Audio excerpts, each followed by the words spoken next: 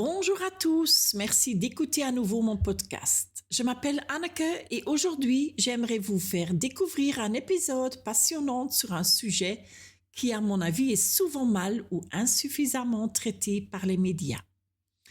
Pourquoi est-ce que je choisis d'abord ce sujet?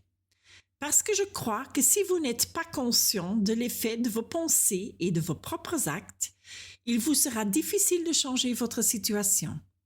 Et alors, tout autour de vous restera identique. Il faut parfois un peu de courage pour regarder qui vous êtes vraiment. Mais c'est la seule façon de faire des choix conscients, en accord avec ce qui vous motive. Vous apprenez alors à accepter les changements constants de la vie et vous comprenez mieux vos propres actions et motivations. Il est d'ailleurs toujours utile de s'intéresser à la croissance personnelle. Personne n'en a jamais souffert, bien au contraire. Ce qui m'a particulièrement touchée dans mon propre processus de croissance, c'est mon style d'attachement. Je me suis soudainement retrouvée face au thème du narcissisme.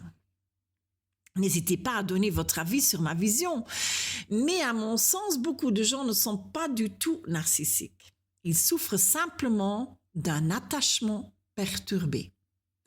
Je remarque que beaucoup de gens ont un faible taux de dopamine et sont donc structurellement insatisfaits de leur vie.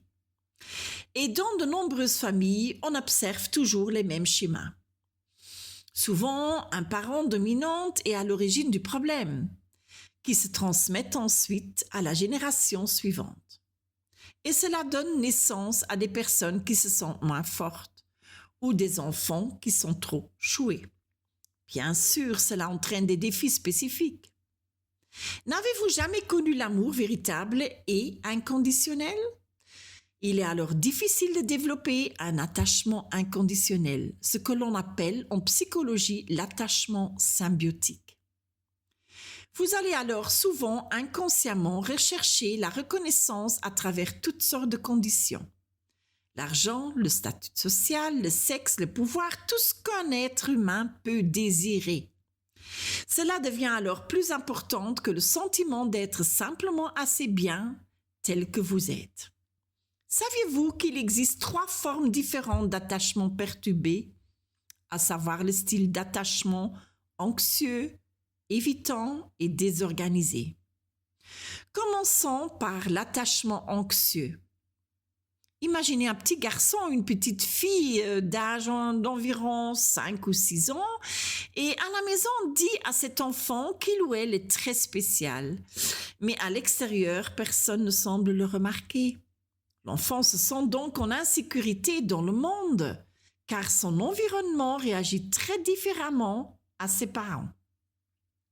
Cela crée un sentiment fondamental d'insécurité et d'instabilité. Un tel enfant développe toutes sortes de moyens pour se protéger. Surtout s'il est en proie à une grande colère, il peut penser « Je ne peux faire confiance à personne ». Et souvent ces enfants se retirent plus tard de la vie sociale, ce qui ne fait qu'accroître leur anxiété. Il y a aussi les personnes qui ont un attachement évitant. Elles transforment plutôt leur peur en tristesse et se replient souvent dans la morosité ou la dépression. Elles ressemblent donc parfois à ce qu'on appelle un narcissique dépressif. Mais honnêtement, je trouve cela un peu simpliste. Une personne peut très bien avoir un comportement perçu comme désagréable, voire narcissique, sans pour autant être narcissique. Souvent, il s'agit simplement d'un mécanisme de défense. Coller des étiquettes n'aide personne à avancer et je ne suis donc pas du tout favorable à cette approche. Ces 3 styles d'attachement se retrouvent également dans les différentes formes de narcissisme. Il s'agit en fait d'autres mots pour désigner en grande partie le même phénomène. Personnellement, je préférais de loin entendre que j'ai un problème d'attachement plutôt que d'être qualifiée de narcissique. Qu'en pensez-vous? En êtes-vous consciente?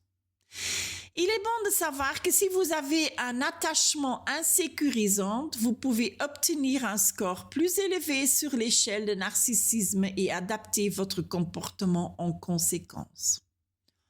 Le label borderline est également souvent utilisé, en particulier chez les femmes. Et souvent, les femmes intériorisent davantage leur tristesse et leur colère, tandis que les hommes ont tendance à exprimer ces sentiments à l'extérieur. Mon conseil? Essayez de considérer ces personnes avec plus d'empathie et de compréhension.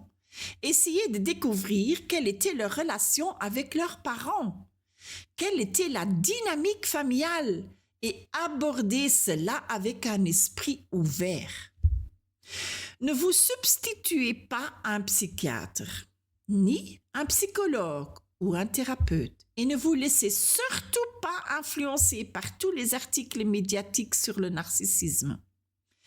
J'espère que cet épisode vous aidera à comprendre qu'il vaut mieux réfléchir à 2 fois avant de coller une étiquette à quelqu'un, aussi douloureux que cela puisse être. Vous avez trouvé ce podcast intéressant? Aimez-le, partagez-le avec votre famille, vos amis ou vos voisins. Plus il y aura auditeurs, plus la prise de conscience et le changement seront importantes. Bonne chance et merci de nous avoir écoutés.